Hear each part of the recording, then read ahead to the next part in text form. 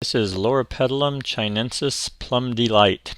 There are also some other varieties such as Burgundy, Blush, Ruby, Sizzlin' Pink, and the like. And these are, I've also seen these listed as Loropetalum chinesis rubrum varieties. And so having the red foliage is really what distinguishes them from the other chinesis, which has a white flower and a green leaf. So this is one of my favorite plants. Most of the photos you're looking at were taken in my yard, and this is kind of a centerpiece of the core plant design in my front yard. I've got it in a few different spots. And the reason I love this as a plant designer is it has year-round interest that's really hard to beat. It's also a medium-sized plant. I keep mine around 3 to 4 feet tall. And you're looking at a group here of about 3 plants, by the way. A typical Loropetalum in the residential landscape anyway is kept at I'd say 3 to 5 feet tall. 3 to 4 is kind of normal, and then about 5 feet wide, plus or minus 4 to 5 feet wide, for it to have its natural habit. What you see here, there's a video on maintaining this, but I like to use these, leaving them to have their natural form where they have naturally arching branches that are horizontally arching. You see the odd branch sticking up a little bit here, but one can control that and remove the odd one that goes up too vertically. Here you're looking at a close-up of the flower. The fringe flower name is from this very unique flower shape, and these are actually fragrant as well. I was surprised to find a very strong fragrance coming from this grouping the other night when I came home, and so they do have a very distinctive smell. I wouldn't say it's pleasant or off-putting. It's just kind of neutral, and it's not very sweet. It's a little musk-like, if anything. So interesting plant all around. As a design element, I saw this used in southern China by the hundreds in mass plantings down median islands for its burgundy color, and then contrasted with some kind of yellowy green, lime green foliage.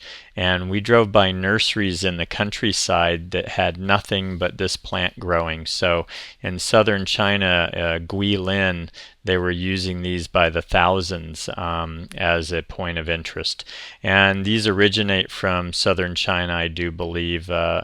So here's the thing in terms of what they like. They like slightly acid soil, ideally, although they're tolerant of some alkalinity in my experience. They also can seem to take very different soils like clay and sandier soils as well.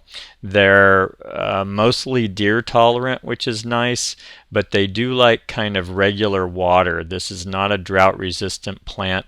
And one of the interesting things I found, and this is a key thing to think about in design, I have had a heck of a time getting it to establish around existing trees. I have not been able to get it to grow around existing trees the way it should.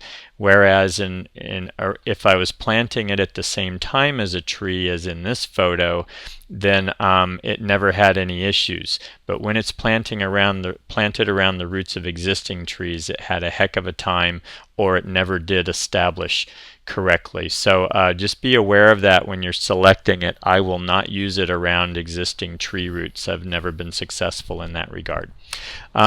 This is showing how when it's in bloom, you see the green leaf as well as these plum-shaped, plum-colored young leaves that are about to come out.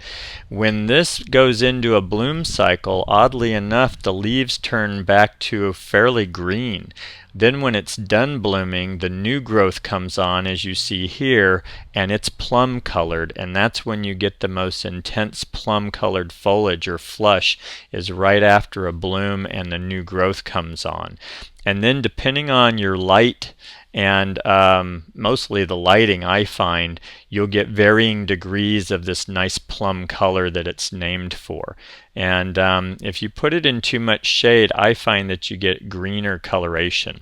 This can take full sun. I'm in a hot inland valley where the air is very dry, and it handles it just fine as long as it's getting some regular moisture. Is not drought tolerant, as I said. And with deer, I've seen deer really clean up on it and eat them, and I've seen them leave it alone. So I'd say, depending on your situation, it can be deer resistant, but is not 100%. Great landscape plant, love this, and as you saw in some of these photos, really good for contrasting other colored foliages off of, such as the chartreuse and the yellow and variegated whiter variegation. So great flexible plant, can use in commercial or residential applications. I just say give it enough room so that it can have its natural habit of growth, because it's so graceful and beautiful that way. And that's Loropetalum Plum Delight. By the way, in terms of cold tolerance, these are supposed to be cold tolerant down to around 0 degrees Fahrenheit.